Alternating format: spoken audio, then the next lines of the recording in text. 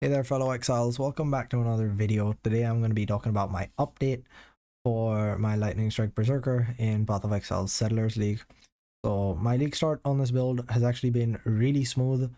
If you guys weren't over on the stream, basically I started LS in Act 2. I started Lightning Strike in Act 2 with a two-hander and it was smooth as. I switched to one-handers somewhere in Act 8 or Act 9 and it's just been smooth sailing ever since then.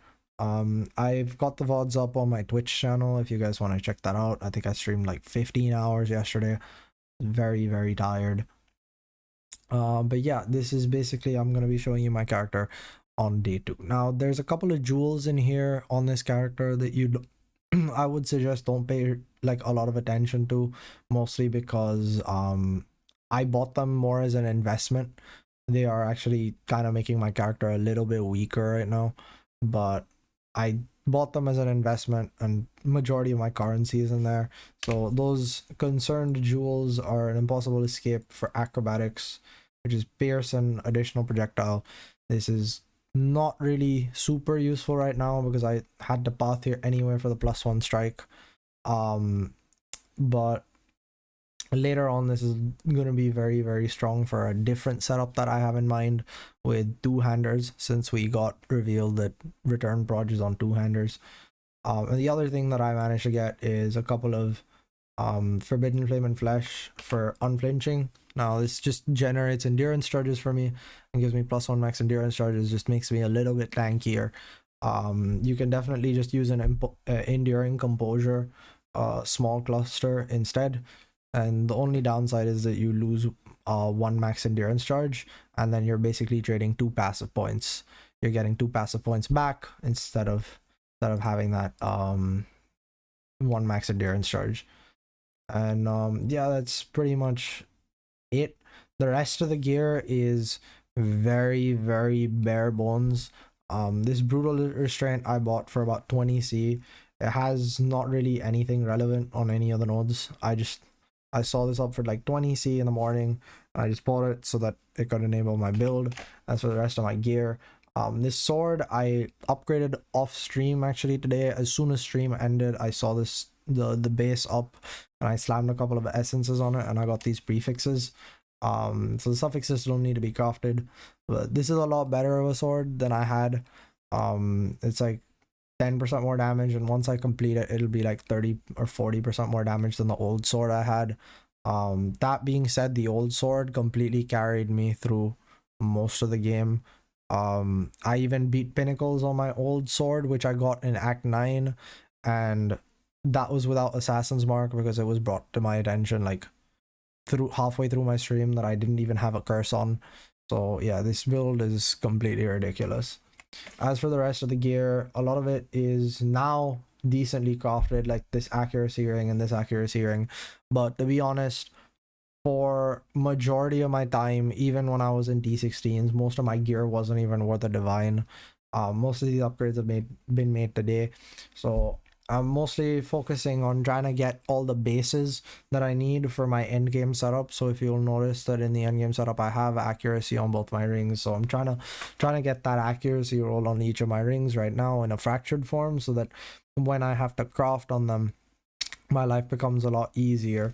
So that is basically sort of the TLDR of what I'm doing right now. Additionally, I mean, the Anoint is pretty straightforward as battle trance. However, seeing as how my damage is really insane, I'm starting to consider switching my Anoint. Now I'm gonna tab you guys over to POB here real quick. Just give me a second.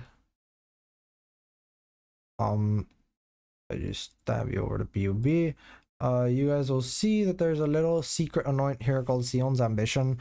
So this is most likely what I'm gonna go for as my anoint instead of the rage anoint, and it's mostly just so that lightning strike feels extra comfortable, because I really don't feel like I need that extra damage right now. I have more than enough damage, and a more comfortable lightning strike is just gonna feel better and it'll feel more rounded and I won't have to think as much. That being said, I've been turning off my brain while mapping anyway, so I'm not sure how big of a difference it would make. I managed to hit level 93. Most of my atlas is done. I've done 106 out of 115 maps.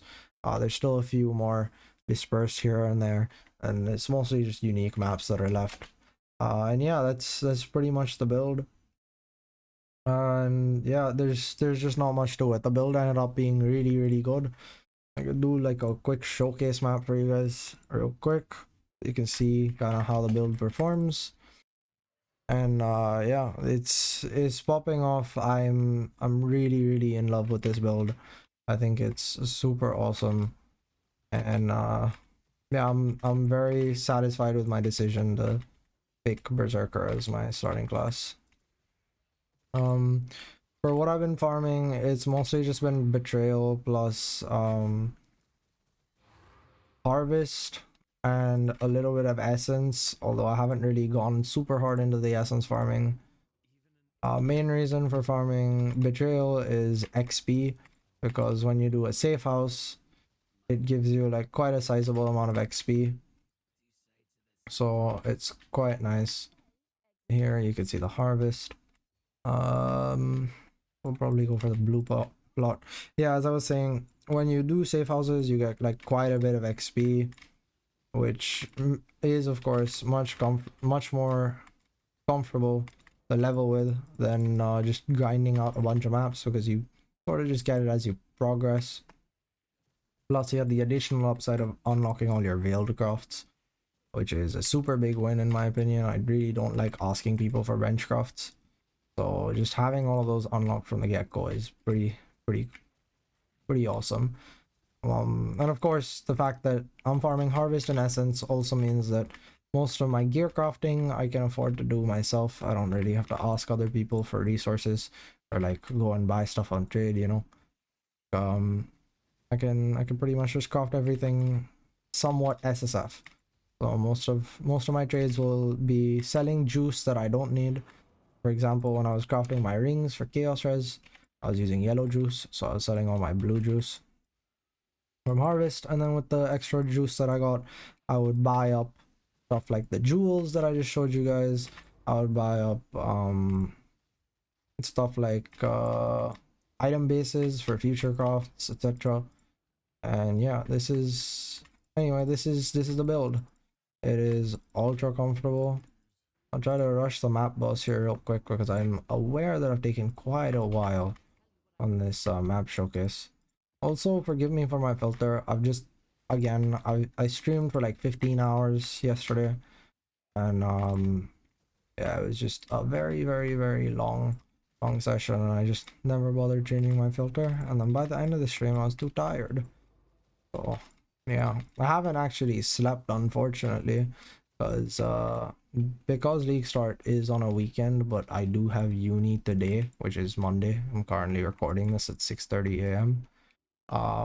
Because I do have uni today, I actually have to do a lot of work, because I'm trying to get, basically what I'm trying to do is finish off all the work that we have due this week before this week starts, so that I don't have to go to classes this week.